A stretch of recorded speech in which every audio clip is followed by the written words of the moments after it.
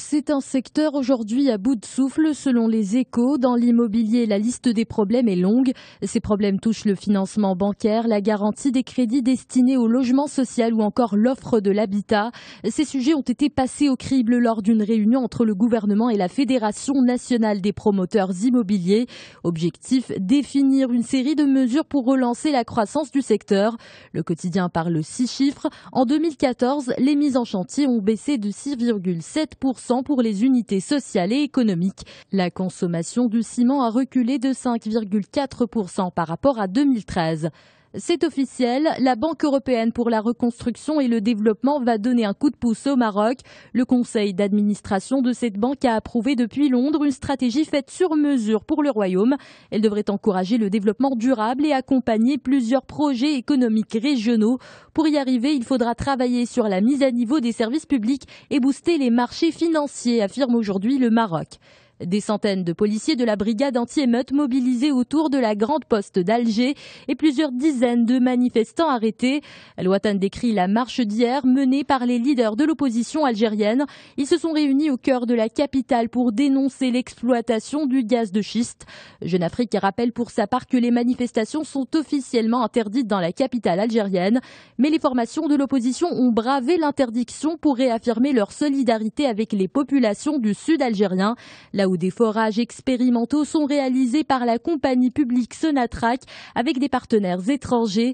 Les habitants des villes proches des lieux de forage comme Ain Salah dénoncent les conséquences sur l'environnement. Selon le magazine, Sonatrach refuse d'interrompre ces forages. Aujourd'hui, l'Algérie veut investir massivement dans le gaz de schiste pour compenser la baisse de ses revenus pétroliers, commente Jeune Afrique. Selon Courrier International, l'organisation de l'État islamique va chercher ses combattants jusqu'en Afrique du Sud. Le recrutement des djihadistes n'a plus de limite géographique. Le journal fait un focus sur le premier jeune homme sud-africain à avoir choisi la voie du djihad. Il se cache derrière un pseudonyme, Abu Huraira al-Afriqi. Sur les réseaux sociaux, il mène une vraie campagne et appelle sans cesse ses compatriotes à aller vers la Syrie. Il a affirmé qu'il ne retournerait jamais en Afrique du Sud, sauf avec des explosifs et l'arme à la main. Un afflux d'argent inédit pour Charlie Hebdo, écrit Le Monde. Cette fois, le tirage ne sera que de 2,5 millions d'exemplaires, loin des 8 millions pour le numéro du 14 janvier publié après les attentats.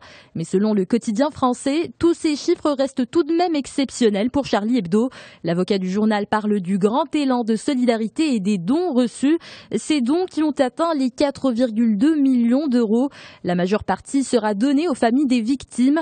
Toujours selon l'avocat de la publication, Charlie Hebdo n'était pas fait pour avoir autant d'argent. Comment sera-t-il géré cette nouvelle manne financière? C'est la question qui se pose. On en sait plus sur l'identité de l'otage française enlevée dans la matinée à Sanaa au Yémen.